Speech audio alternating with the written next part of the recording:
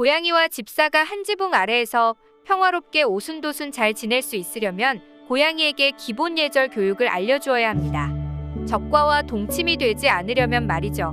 물론 고양이뿐만 아니라 집사도 고양이에게 예의 바르게 다가가는 방법도 알아야 하겠죠. 3살 버릇 80까지 간다.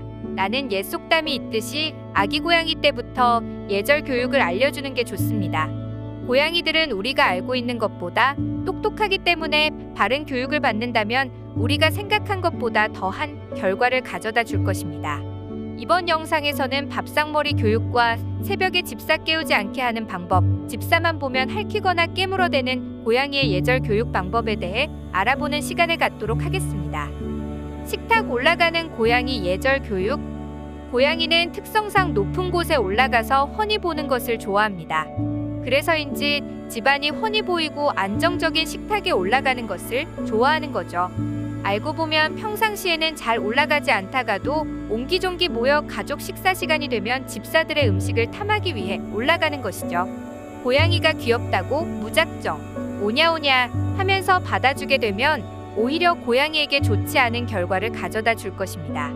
사람이 먹는 음식은 고양이의 건강을 해칠 뿐만 아니라 음식에 고양이 털이 조금이라도 떨어질 수 있어 고양이와 집사 모두 건강에 좋지 않습니다. 만약 식탁 위에 고양이가 절대 먹지 말아야 할 포도 같은 과일이 놓아져 있다면 돌이킬 수 없는 사고가 발생할 수 있습니다. 고양이가 절대 먹지 말아야 할 과일에 대해 알고 싶으시다면 위에 카드를 눌러보세요.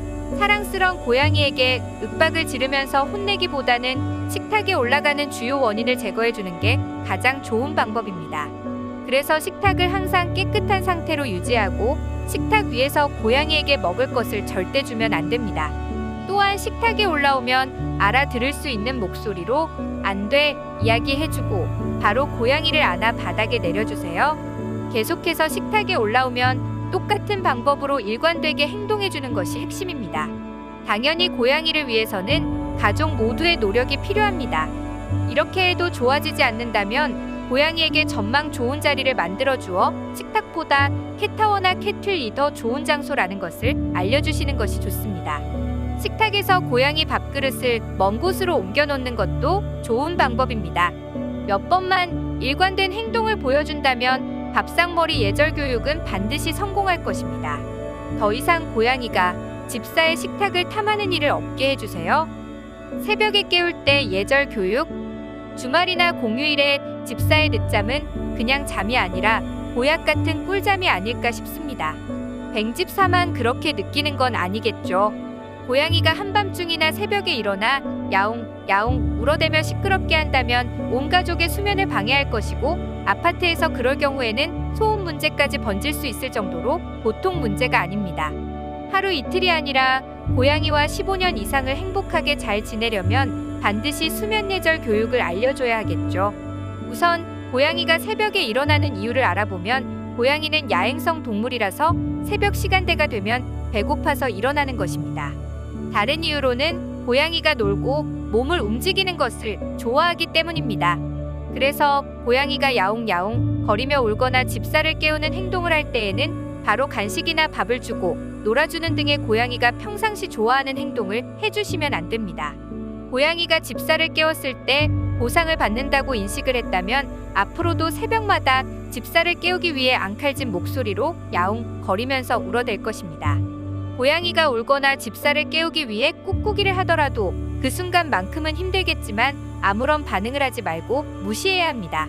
그래야 고양이는 원하더라도 얻기 힘들다는 것을 알게 되면서 새벽에 집사를 깨우는 행동을 하지 않을 것입니다.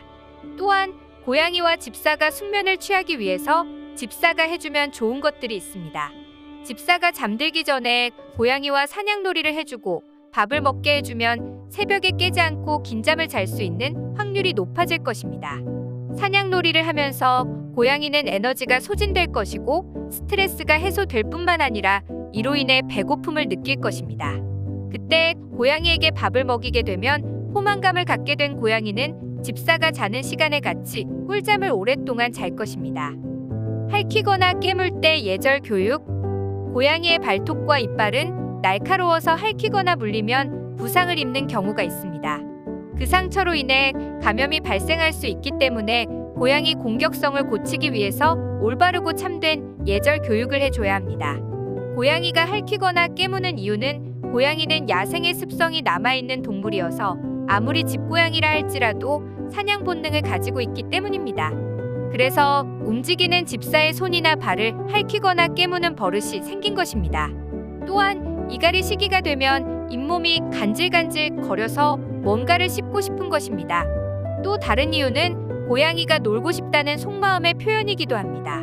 이제 이유를 알게 되었으니 행동을 바로 잡을 수 있는 슬기로운 예절 교육을 알려드리겠습니다.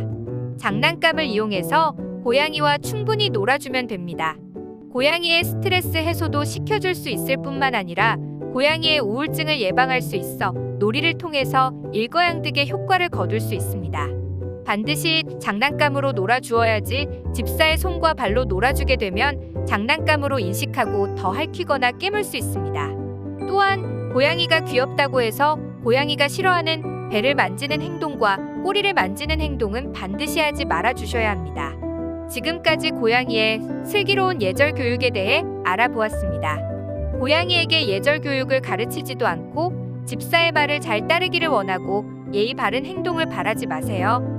사람과 마찬가지로 고양이도 시간을 갖고 자주 교육하고 잘한 행동에 대해서는 적극적으로 반응하고 보상해 주어 고양이에게 어떤 행동이 잘한 것인지 알아갈 수 있도록 해주어야 합니다. 이번 영상에서는 집사와 행복하게 살기 위해 고양이의 슬기로운 기본 예절 교육에 대해 알아보았습니다. 많은 도움이 되셨기를 바라면서 다음 영상에서도 좋은 정보 많이 담아오겠습니다. 뱅집사 놀이서점 꾸준히 구독해주세요.